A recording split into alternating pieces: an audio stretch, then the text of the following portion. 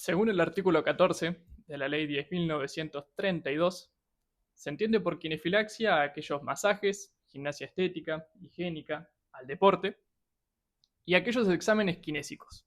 Prácticamente son las mismas cosas que definen a la kinesiología, pero con la principal diferencia que la kinefilaxia es aplicada a personas con salud y en la kinesiología es aplicada de forma terapéutica. Yo soy Franco y ahora me vas a escuchar hablar de kinefilaxia. Como verán, la propia palabra lo dice. Kine, movimiento, y filaxia, prevención. Estamos previniendo lesiones o patologías. Kinefilaxia es una materia de tercer año de kinesiología que se presenta a través de seminarios, donde vamos a estar aplicando la kinefilaxia a áreas como la fuerza, tanto en niños como en adultos, al deporte, también al suelo pélvico e incluso a la articulación temporomandibular. Vamos a ver que la prevención tiene tres tipos. Vas a tener la prevención primaria, que es prevenir el problema, una prevención secundaria, que es rehabilitar y prevenir complicaciones, y la terciaria, que consta en prevenir que vuelva la patología, digamos. Estamos hablando de prevención para prevenir las lesiones y para preservar la salud. Se entiende por salud, según la definición de la OMS, como el estado de bienestar físico, mental y social. Como sabemos, con el tiempo se fue cambiando este término pretencioso de estado por más bien un proceso de bienestar. Tenemos diferentes áreas de la salud y la kinefilaxia se va a desarrollar principalmente en las apps, o sea, las áreas de atención primaria de la salud, que es el primer contacto de las personas con centros sanitarios, donde previenen patologías o lesiones, a partir de información. Como dijimos, prevención de lesiones. Y tenemos que hacer mucho énfasis en esta palabra de lesiones, porque para prevenirlas tenemos que entender cómo funcionan las lesiones y sabemos que son multifactoriales, son factores internos y factores externos. Se entiende por factores externos a el clima, el pozo, diferentes adversidades, y por factores internos a lo que es la persona, edad, anatomía, cómo es su estructura física. Y ahí vamos a tener factores que son modificables y otros que no son modificables. Y el factor modificable más importante de los factores intrínsecos es la fuerza. Kinefilaxia y fuerza. Como ven, hacemos una especial relación con lo que va a ser el músculo, puesto a que son dos términos que suelen confundirse, fuerza y músculo, cuando en realidad debería ser uno consecuencia del otro. El músculo debería ser consecuencia de la fuerza, porque la fuerza va a ser el único atributo que nos va a lograr prevenir de lesiones, junto con otros como va a ser la propiocepción o la flexibilidad, pero la fuerza es el principal preventor de lesiones, como vemos acá. Más fuerza, menos lesiones. Reduce el 66% del riesgo de lesiones. ¿Por qué? Por un montón de causas. Porque vamos a ver un montón de mejoras neuromusculares que nos preparan para la hora de aquellos factores externos que se nos interpongan. Y a su vez, no solamente como te dije que el músculo al ser una consecuencia de la fuerza, el músculo llega a ser un escudo también físico a, a los factores externos. Vemos que genera una tolerancia tisular. No solamente va a estar la fuerza mejora el músculo, sino también que está mejorando el tendón y esta capacidad de resistir, aumentando sus fibras de colágeno, por supuesto.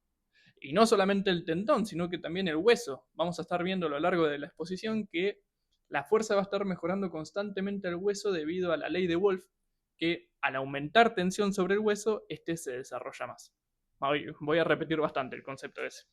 Y la fuerza genera eficiencia y eficacia al movimiento general, por lo que vamos a poder tolerar un montón de situaciones de la vida cotidiana o de entrenamientos. Más fuerza, menos mortalidad. Y acá me gusta hacer una buena conexión con lo que es el músculo, porque el músculo es el principal biomarcador de la longevidad. ya que no solamente va a proporcionar este escudo que te acabo de mencionar, este escudo físico ante cuando un abuelo se cae, tenga la capacidad de resistir la caída, sino también que tenga el desarrollo neuromuscular para evitar esa caída. La fuerza es una defensa sistémica. Vamos a ver que genera un aumento de la cognición, por ende te da longevidad en el sentido de longevidad, calidad. Aumenta el metabolismo, que esto es principalmente importante para lo peligroso y lo sensible que son las personas a la diabetes, ya que la fuerza va a desarrollar otro transportador de glucosa, que es el GLUT4, que es muy importante, es prácticamente paralelo a la insulina, por ende te va a aumentar esta sensibilidad, perdón, aumentar la resistencia a la insulina. Y finalmente, tiene muchísima implicancia en el corazón y en el esqueleto, por esto que te acabo de mencionar, porque al aplicar más fuerza al esqueleto, más se desarrolla este. Y es el principal problema, lo que es la osteopenia en los más ancianos, ¿cierto? Por ende hay que preservar el hueso. Entonces, más fuerza, menos mortalidad.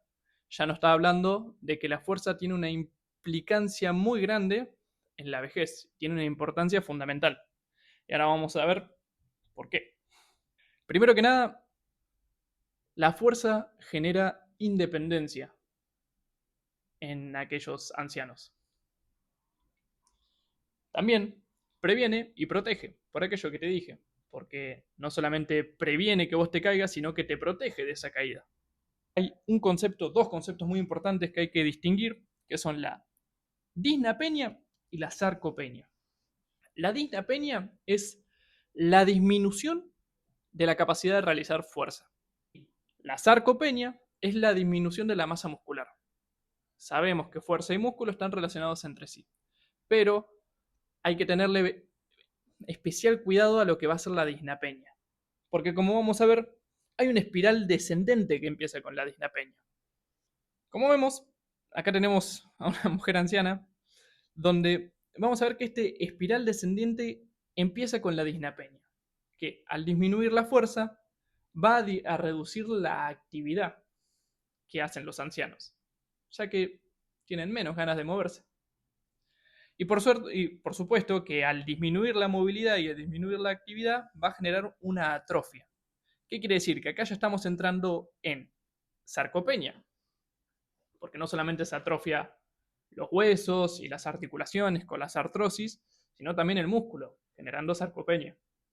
Pasamos a una discapacidad, esta discapacidad genera dependencia y, bueno, ya sabemos el resultado. Continuemos. Más fuerza, más rendimiento. Esto aplica tanto a las actividades de la vida diaria, que vas a tener menos cansancio, como al deporte. Y en el deporte vamos a hacer mayor implicancia en lo que es el calentamiento, ya que el calentamiento, realizando fuerza, aumenta el rendimiento a lo largo del entrenamiento y también se ha demostrado que establecer digamos, una rutina de 2 entrenamientos de fuerza por semana en deportistas reduce el 50% de las lesiones y aumenta el rendimiento.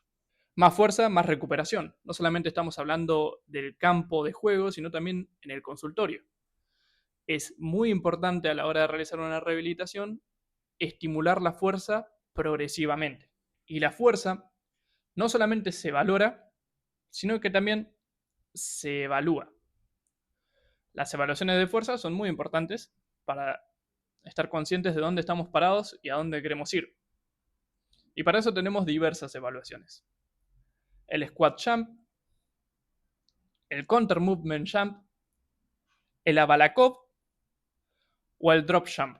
También están las sentadillas, que es algo que vamos a estar viendo mayormente en el seminario de deporte. Y como hablamos de la relación que tiene la fuerza con la vejez, también vamos a hablar de la relación que tiene la fuerza en los niños y en los jóvenes, y la importancia de la misma. Empecemos con mitos y realidades. Cuando yo era chico, cuando tenía 14 años, ya estaba realizando un deporte y algo en mí sabía que hacer gimnasio en paralelo a este deporte podía llegar a aumentar mi rendimiento y me podía llevar más lejos. Muy mala idea de mi parte comentárselo a mi mamá, porque esta respondió, no, porque te vas a quedar corto y no vas a crecer más, porque es muy peligroso, así que hasta que no tengas 17 años no vas a tocar un gimnasio. Resulta, mamá, que estudié kinesiología y después de 3 años me di cuenta que me mentiste, igual te quiero. Esos son los principales 3 mitos que tiene la fuerza. Empezando con que genera un daño en la fisis, o sea, en la metáfisis, que es esta área del hueso que desarrolla el crecimiento, y por ende disminuye el crecimiento. Esto es completamente falso. Incluso genera todo lo contrario, ya que como sabemos, al realizar fuerza sobre el hueso, este se estimula según la ley de Wolff, y esta tensión aumenta el desarrollo del hueso. Así que no solamente no afecta el crecimiento, sino que, perdón, no solamente no disminuye el crecimiento, sino que lo potencia. ¿Es peligroso? No. Hay una gran escala, una gran tabla que hizo como una prevalencia de todos aquellos deportes que generan más lesiones y tenemos diversos. ¿Es peligroso? No. Se hizo un estudio donde hay una tabla enorme que refleja la prevalencia a la exposición a lesiones que tienen los diversos deportes, tanto el fútbol, básquet, tenis, etcétera, y genera como un ranking, siendo el último con un 0,001 el gimnasio. Y estas lesiones, este pequeño porcentaje, es dado por falta de supervisión, llamémosle. Entonces, no solamente que es falso, sino que también genera una prevención a lesiones a largo plazo. Y finalmente, está restringido hasta la pubertad. No, está recomendado en cualquier edad. Ahora, tengamos en cuenta lo siguiente. No vamos a poner a un niño de 8 años a hacer press banca. No porque sea peligroso. Uy. No porque sea peligroso, sino más bien porque es aburrido. Y al ser aburrido, al niño no le llama la atención y a largo plazo puede generar que éste deje de entrenar. Y no es lo que queremos. Por eso tenemos que tener conceptos muy frescos en la cabeza a la hora de entrenar a un niño o de someter a un niño al entrenamiento de fuerza. El entrenamiento de fuerza en niños es más bien llamado entrenamiento neurointegrativo, ya que la fuerza, dijimos que aumenta esta conexión entre las neuronas y el músculo. Y esto es lo que vamos a estar buscando. ¿A partir de qué? A partir de entrenamientos con pelotas, entrenamientos con saltos, cintas, bien, más que barras y pesas, que también están, pero tiene que ser bien variado, porque la variedad es uno de los parámetros que hay que tener en cuenta. Variedad y dar cargas menores al 60% del RM del niño. También las cargas semanales tienen que ser menores, o sea, las horas semanales de entrenamiento tienen que ser menores a la edad del niño, porque si no estamos llevándolo a que se lesione. Y tener en cuenta que no todos los niños son iguales y es distinta la edad cronológica a la edad de entrenamiento. ¿Ok? Esto es bastante evidente. Si un niño no ha entrenado, si un niño que tiene 12 años que no entrenó nunca, se compara con un niño de 10 años que ha entrenado durante 3, 4 años, claramente el niño de 10 años va a ser mejor. Y no porque sea el mayor malo, sino por esta diferencia de edad de entrenamiento. Se entiende el concepto. Hablando de conceptos importantes, alfabetización y resiliencia en niños. La fuerza alfabetiza al niño. Este concepto quiere decir como que genera un autoconocimiento del cuerpo que le dura toda la vida. Es importantísimo tenerlo. Y la resiliencia va a ser la capacidad de resolver cuestiones más complejas el día de mañana. O sea, complejas, digamos, cuestiones de la vida diaria. Resistir, jugar con sus amigos, resistir un día entero yendo a la escuela, resistir también por todo esto de cognición, a prestar atención, el juego estructurado, el juego por sí mismo. ¿Bien?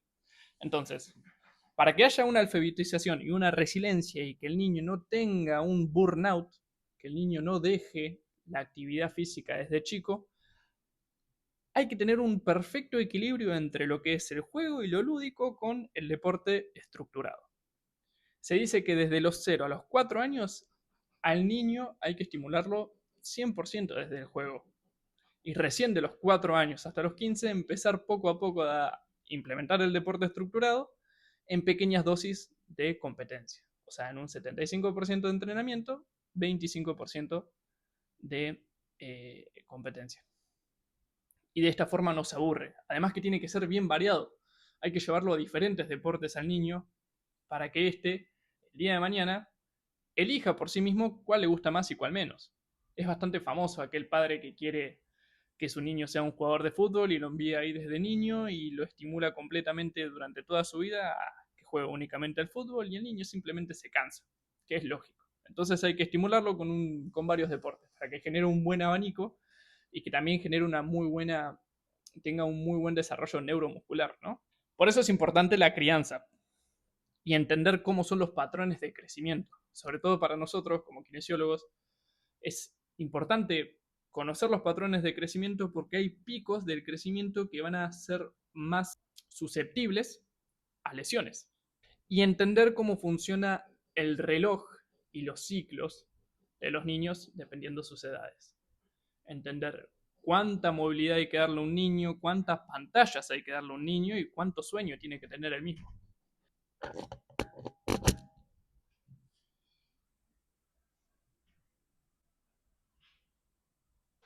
Ahora hablemos de kinefilaxia aplicada al área del deporte. El concepto es el mismo. Kinefilaxia, prevención. Pero justo en el deporte es muy difícil prevenir un evento lesional. Más bien lo que hacemos es una preparación y una planificación para llegar lo mejor posible a la hora de ese evento. Por eso es preferible tachar este concepto de prevención y utilizar más bien una reducción. Reducción del riesgo de lesión, porque el evento eventualmente va a llegar. Para lograr una prevención de lesiones, para reducir el riesgo de lesiones, tenemos que tener un buen entendimiento de lo que es la lesión y un entendimiento de cómo prevenirla. El entendimiento de la lesión va a ser el siguiente. Esto aplica a todas las áreas, o sea, a cualquier deporte, a cualquier disciplina. Empezamos como siempre entendiendo los factores intrínsecos. La predisposición del atleta a la lesión, la cual es la edad, la somatofísica, ya sea el estrés, la flexibilidad, la fuerza, muy importante, y la lesión previa, más importante aún. Toda esa es la disposición del atleta a la propia lesión. A esto se le suma los factores externos, a los cuales el atleta va a ser susceptible, es decir, el entorno, la cancha, los otros jugadores y los diversos eventos que eventualmente van a generar una causa. Y dependiendo de cómo sea la susceptibilidad del paciente y qué predisposición tenga, podemos llegar o no a la lesión. Eso aplica a todas las áreas. Ahora, si nosotros queremos prevenir esta lesión, tenemos que tener un buen entendimiento del mismo. Acá nos armamos un buen esquema, ¿bien?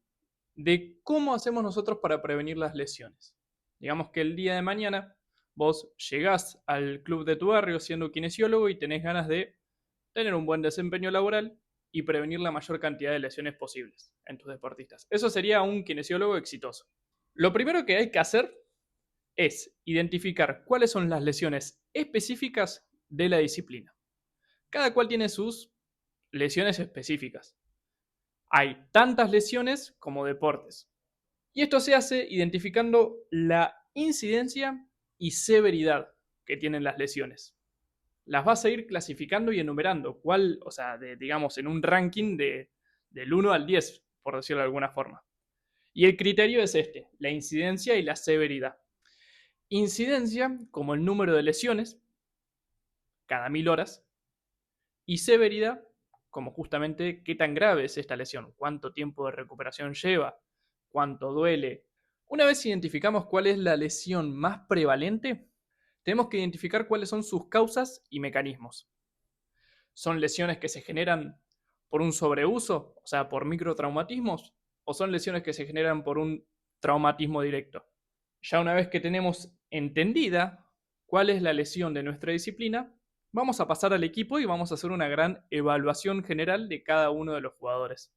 Esta evaluación se va a dar a partir de ver su ficha clínica, su ficha clínica, saber su edad, el sexo, todas estas cuestiones que ya te había mencionado, y realizar evaluaciones de cómo es su movilidad, su rango de movilidad, cuánta fuerza tiene, cuánta no, y realizar diversos test también, que los test tienen que ser tanto cualitativos como cuantitativos.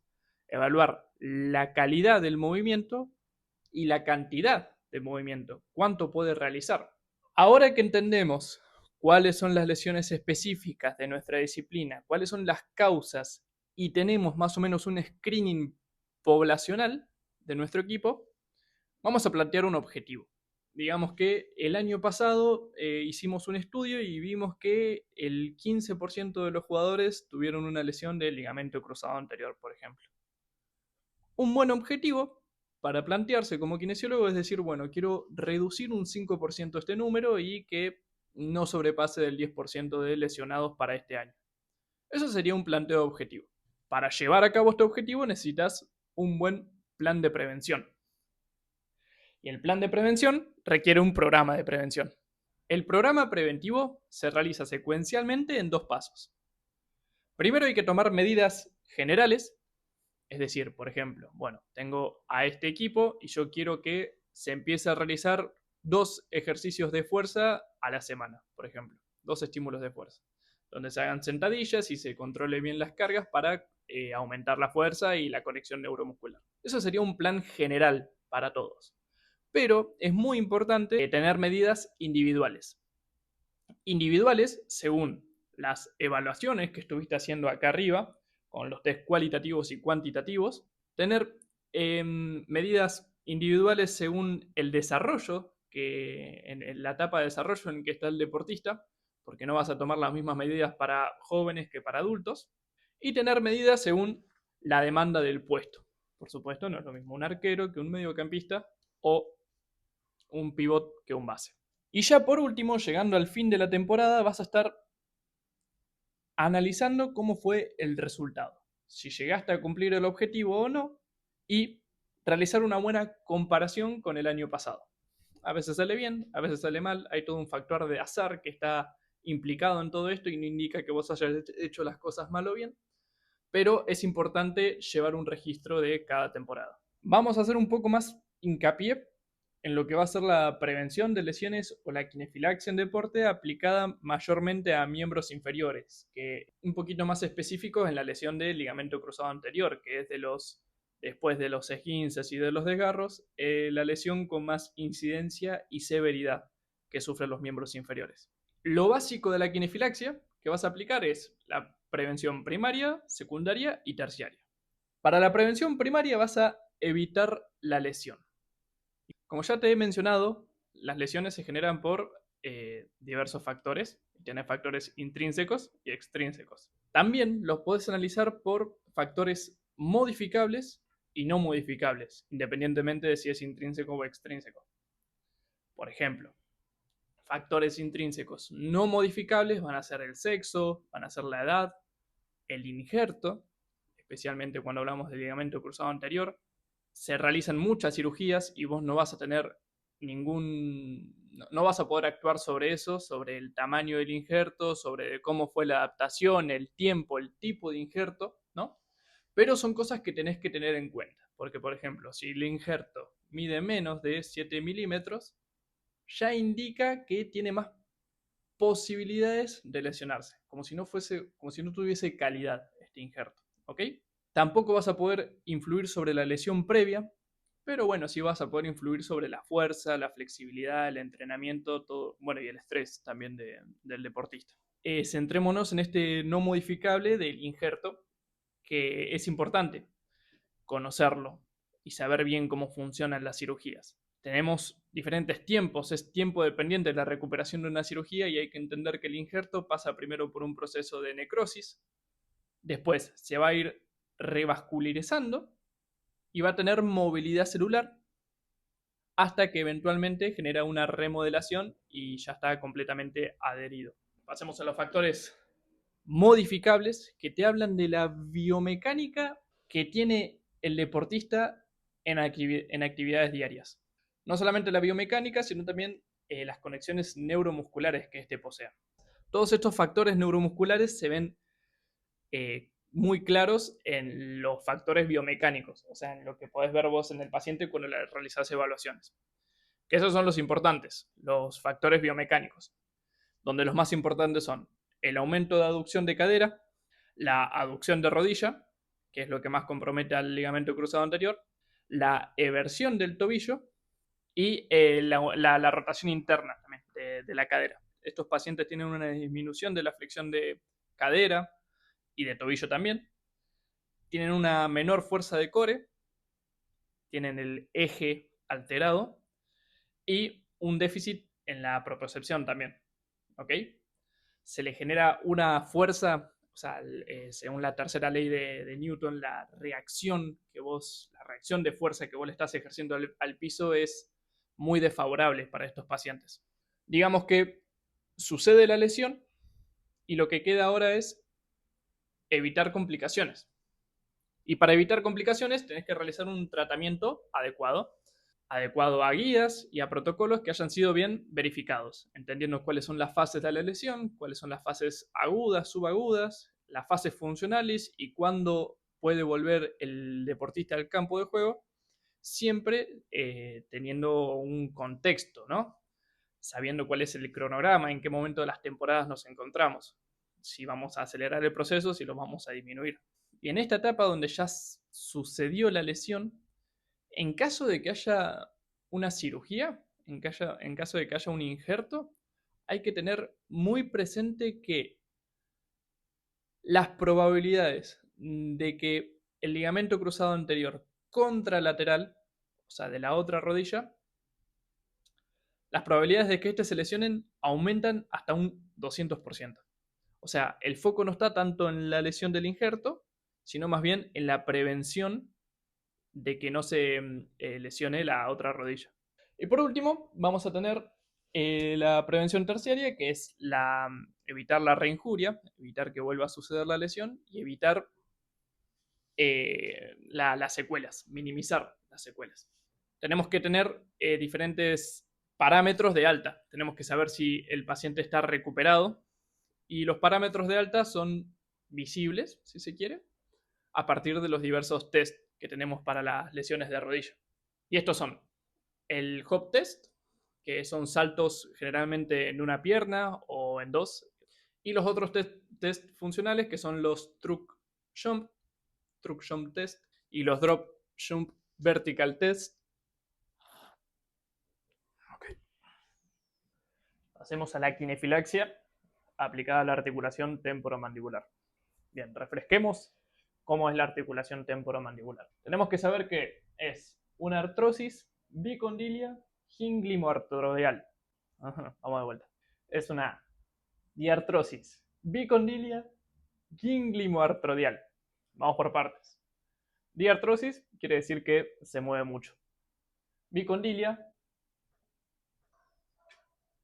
quiere decir que está compuesta por dos cóndilos en cada lado, ¿bien?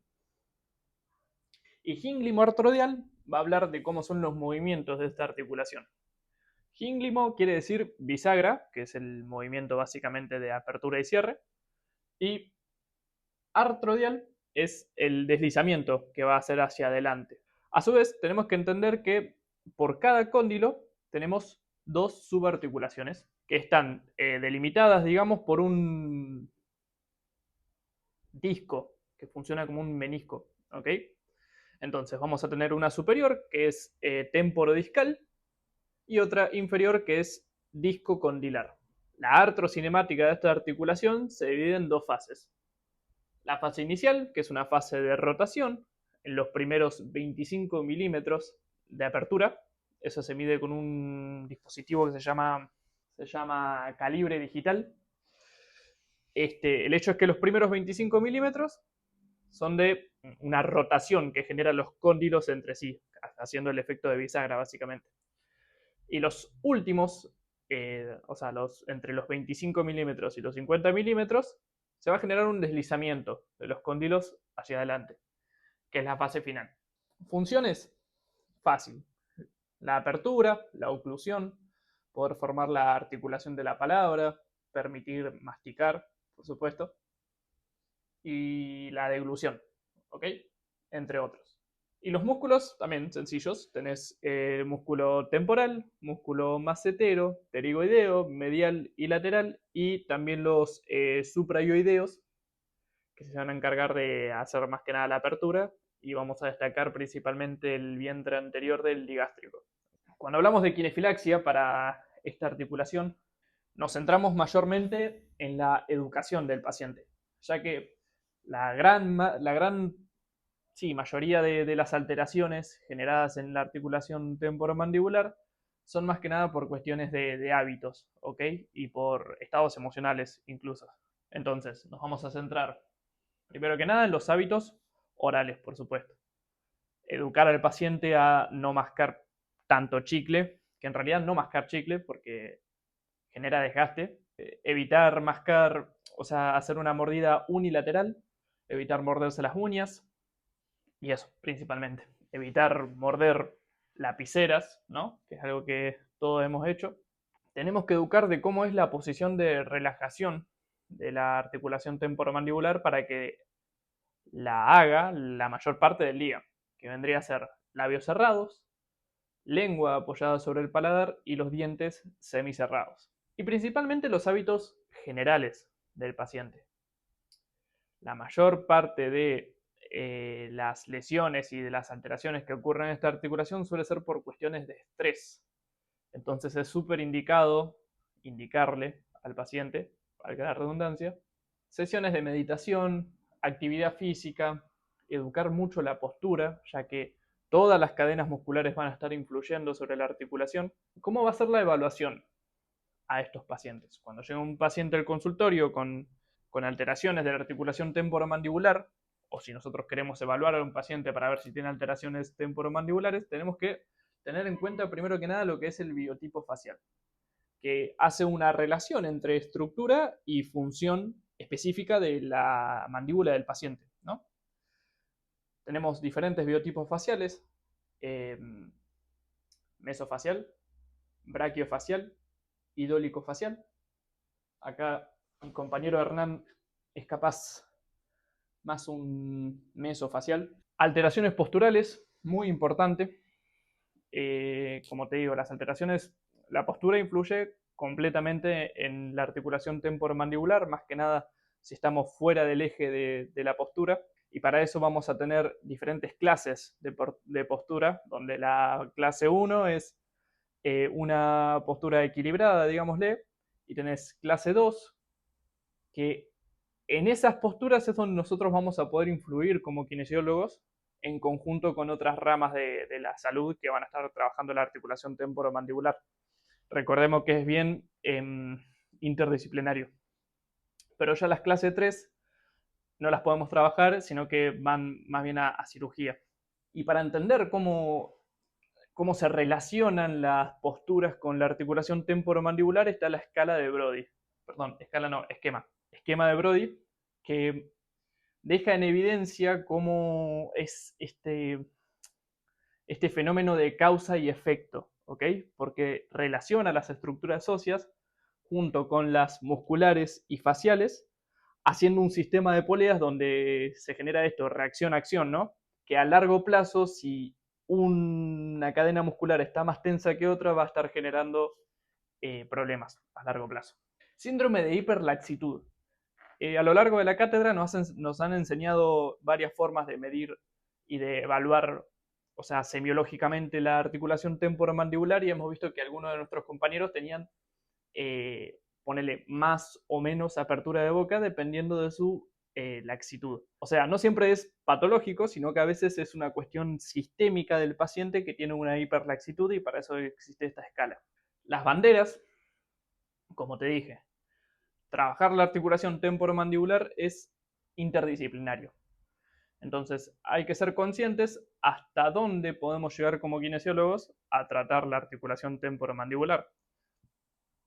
Y para eso están las banderas amarillas y rojas, donde, por ejemplo, si nuestro paciente vemos que está perdiendo constantemente de peso, está teniendo disfagia, ¿no? O, no sé, alteraciones en todo lo que es la dentadura, tenemos que entender, o incluso el estrés, porque como te digo es bastante psicológico, tenemos que saber derivar, ¿ok? Y hasta dónde podemos llegar a tratar nosotros. También vamos a evaluar la mordida, por supuesto, cómo es la higiene, que es muy importante, y la respiración, que también influye sobre esta articulación.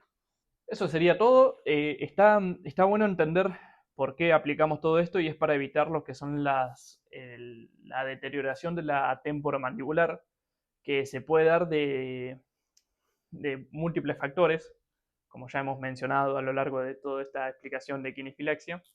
Y o sea, pueden haber deterioramientos a partir desde lo articular, donde vamos a tener, por ejemplo, las artrosis, las luxaciones, ya sea desde de la o sea, la subarticulación superior o inferior, ¿ok? Podemos tener deterioros o alteraciones en lo muscular, que ahí es donde vamos a ver que si hay un hipertono, por ejemplo, en la musculatura propia de esta articulación, se genera el bruxismo, que es bastante frecuente. Ver cómo es el tono de las cervicales también, porque pueden haber un hipertono en lo que es el ECOM o la musculatura posterior que también influye sobre esta articulación. Tener en cuenta si hubiera un traumatismo o si hay un postquirúrgico en el paciente, si es un deterioro oclusal y finalmente lo postural. Ya hablamos un montonazo de cómo influye la postura en la articulación, así que eso sería todo. El último seminario de quinefilaxia es sobre suelo pélvico, así que vamos a descender bastante, hasta recién estábamos hablando de lo que era cabeza, descendemos región de cuello, tronco, el abdomen y delimitado por la sínfisis púbica va a estar hacia abajo el inicio del tronco, pongámosle, que es la pelvis. Tenemos que entender de suelo pélvico principalmente su estructura. Vamos a hacer un buen repaso. Sabemos que la pelvis se compone primero que nada por los huesos coxales, ¿bien? Y por detrás por el sacro. Entre estos van a formar una gran cavidad, que es la cavidad pélvica, que va a separar la pelvis mayor y pelvis menor, ¿ok? En realidad como que la pelvis mayor es media falsa porque por encima de la sínfisis púbica está el abdomen, no está la pelvis. Pero bueno, no importa. Y por debajo, pelvis menor que va a estar revestida por debajo por el suelo pélvico. El suelo pélvico se define como el conjunto de músculos y ligamentos que van a cerrar y tapizar la pelvis por debajo y van a contener todos los órganos abdominales y urogenitales. Acá por debajo vamos a tener digamos, como un rombo que se forma desde el hueso, la sínfisis púbica por delante, la rama isquiopubiana, el isquion. Acá va a cruzar el ligamento sacrotuberoso hasta el sacro. ¿Bien? Entonces se forma un rombo que si nosotros formamos una línea imaginaria en ese rombo así transversalmente, se forman dos triángulos, uno hacia adelante que es el urogenital y hacia atrás el recto, el ano rectal. Y bueno, lo que tenemos que conocer es cómo se cierra, y esto se cierra a partir de los músculos. Los músculos.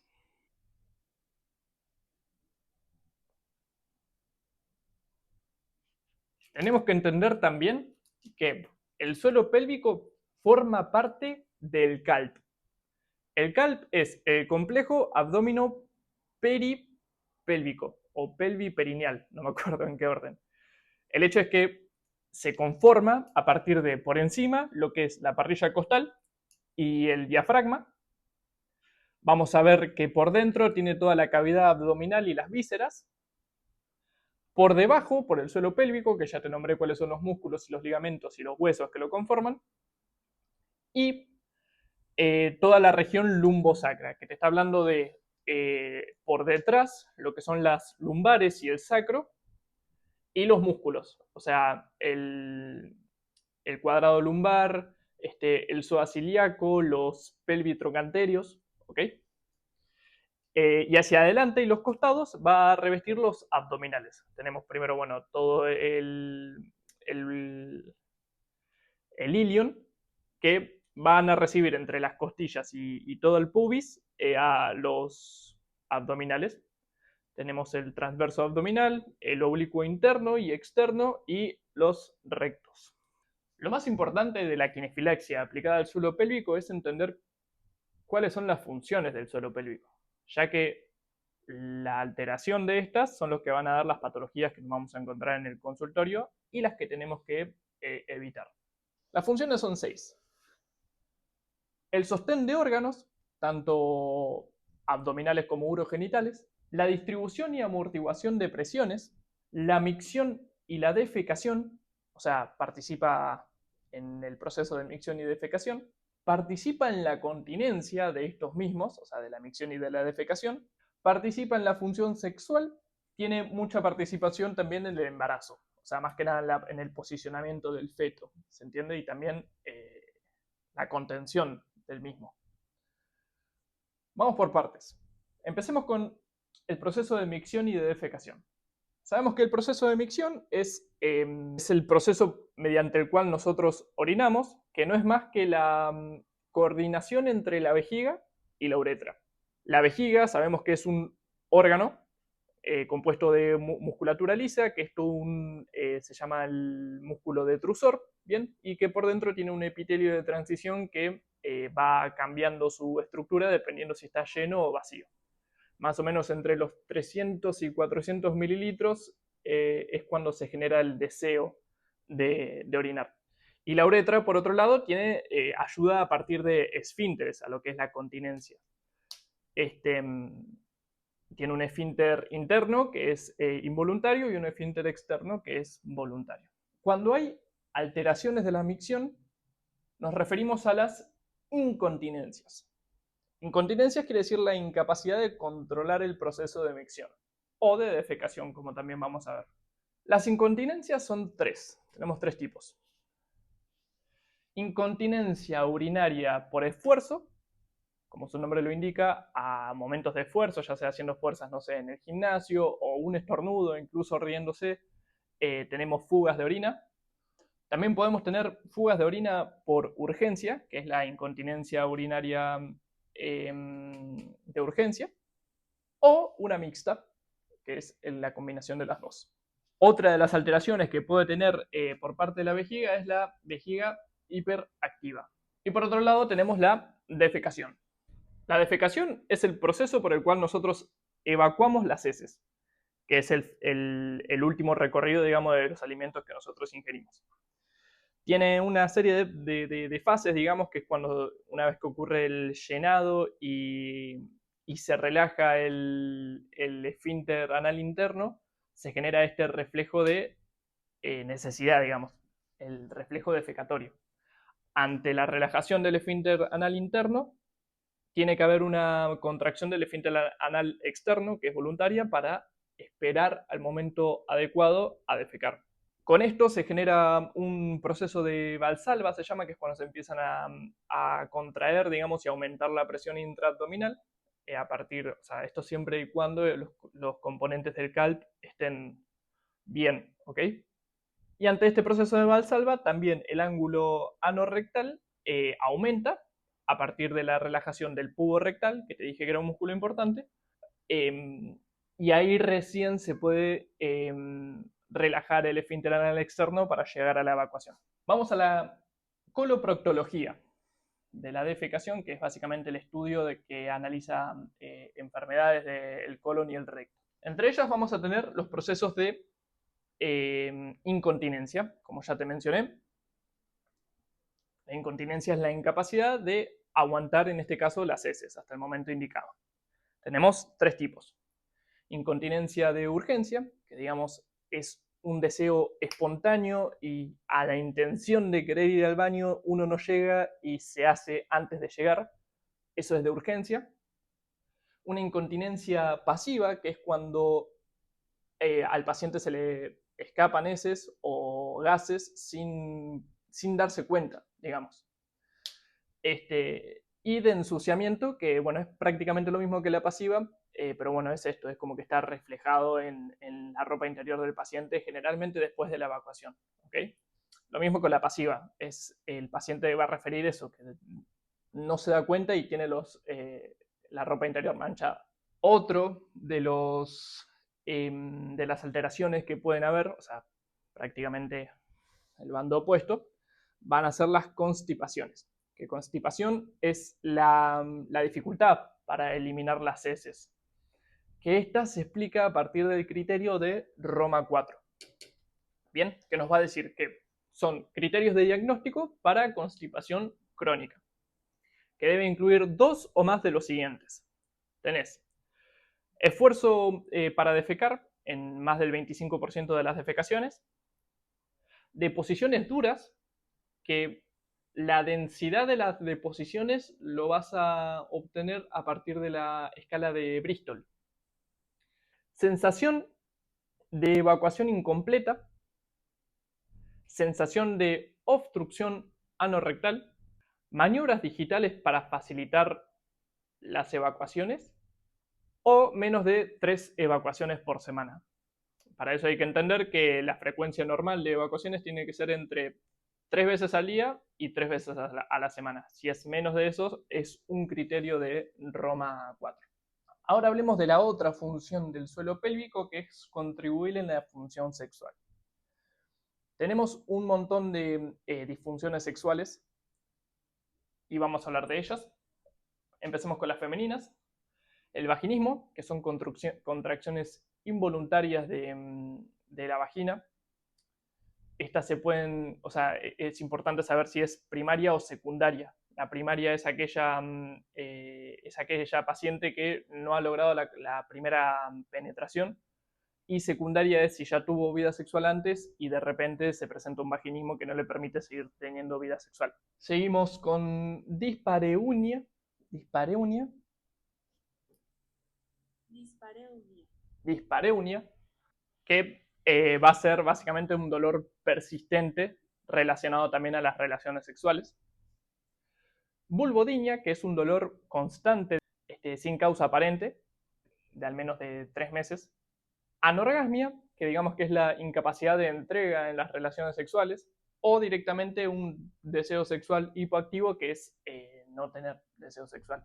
Bien. Estas disfunciones sexuales en la mujer se suelen tratar bien con lo que es el trabajo de la explicación de cómo funciona el suelo pélvico, el reconocimiento de sus genitales, trabajar en la autoestimulación, trabajar en la autoestima, por sobre todo, y trabajar en la relajación para relajar todo lo miofacial.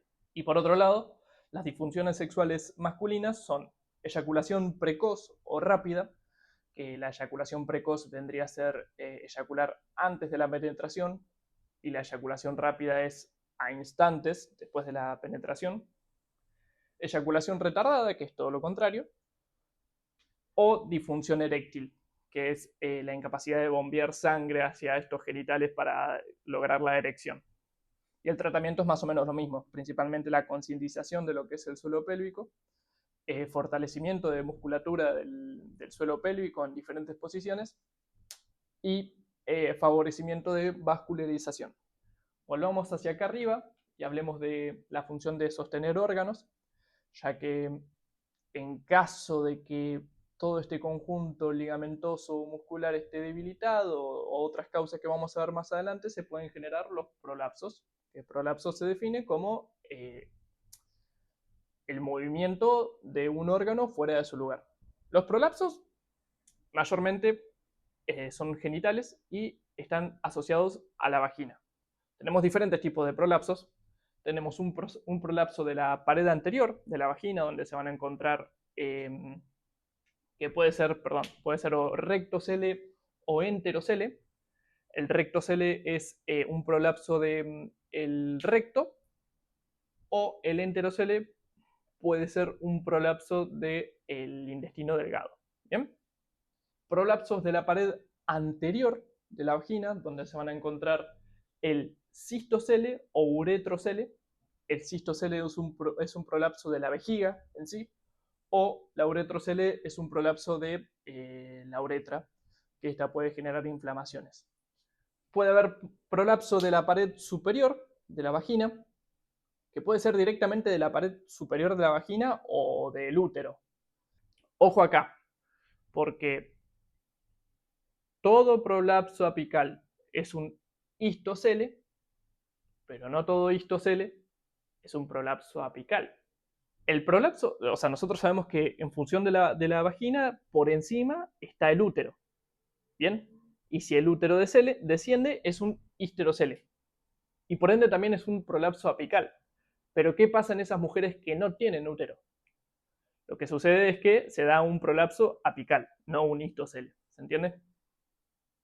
Ahora, el histocele, que es el descenso del útero, se puede clasificar según qué tan severo, digamos, es el descenso a partir de la escala de POPQ o de Baden-Walker. Los factores que van a estar, los factores de riesgo ante prolapsos van a ser los embarazos y el parto de por sí, ya que debilita toda esa zona por debajo, especialmente si se requieren hacer cirugías o cortes, que el tejido cicatrizal no va a poder cumplir bien las funciones del suelo pélvico. El envejecimiento, la histerectomía, sí, no, histerectomía, que la histerectomía es la extirpación del útero, justamente no tener un espacio acá que rellene todo lo que debería haber ahí, digamos como que deja un espacio vacío que incita al prolapso, la genética o la obesidad. Bien, y finalicemos con el último, que va a ser la función que tiene el suelo pélvico sobre el embarazo. Hablemos del embarazo. El embarazo se da en 3 duros trimestres o 38 semanas, donde se generan una serie de complicaciones que tenemos que tener en cuenta cuando vayamos a tratar a mujeres embarazadas. ¿Por qué? Porque principalmente se altera un montón la postura. O sea, el centro de gravedad va hacia adelante, se presentan muchos dolores, la fatiga por toda esta cuestión hormonal que pasa a las mujeres y alteración del equilibrio estático también. Las complicaciones son, con el crecimiento del útero, aumenta la lordosis, aumenta la frecuencia de micción, o sea, pensemos que el aumento del útero va a estar quitándole espacio tanto a la excursión de la respiración por cómo va a estar en contacto con el diafragma y también a los órganos abdominales. Por ende también pueden haber entrenamientos, ¿bien? Y constipación. Pasados estos 3 trimestres, llegamos a la fase del parto, que la fase del parto tiene primero un periodo latente, que es donde el cuerpo está preparándose para el pujo, digamos. Una fase activa, que es donde comienza el encajamiento del feto en el útero. Una fase expulsiva, que empieza, o sea, se da cuando este bebé ya empieza a excursionar hasta coronar, que es cuando se dice que se empieza a ver la cabeza del bebé. Y finalmente el alumbramiento, que es cuando nace el bodoque. Y ya que estamos, hablemos de cómo es el desarrollo madurativo del tracto urinario y gastrointestinal del niño, que es importante a tener en cuenta. Ya durante estos 3 trimestres, recién más o menos entre la cuarta y sexta semana de gestación, se forma la vejiga, y el órgano detrusor de esta vejiga se va a formar recién entre la novena y 12ª semana. Una vez que el niño nace, tenemos que tener en cuenta cómo va a ser el control voluntario de la micción. Entre el primer y el segundo año, el niño desarrolla, recién entre el primer y segundo año, el niño va a empezar a percibir la sensación de llenado de la vejiga. Entre el segundo y el tercer año, da la posibilidad del vaciado voluntario y por ende de la inhibición. A los 4 años se genera el vaciado completo, o sea que hasta antes el niño probablemente moje la cama durante la noche, porque siempre quedan residuos de hasta un 30%. Y finalmente a los 5 años se genera la micción controlada y voluntaria. De la continencia también, o sea, se genera la continencia, tanto miccional como de la defecación. Ahora, si después de los 5 años el niño no logra la continencia, se dice que tiene una eneuresis. ¿Bien? ¿Qué refiere a esto? a una micción, a una incontinencia. Lo mismo, si no sabe contener las defecaciones, se le llama encopresis, y también, todo lo contrario, se pueden generar lo que son las constipaciones en el niño. Eso es todo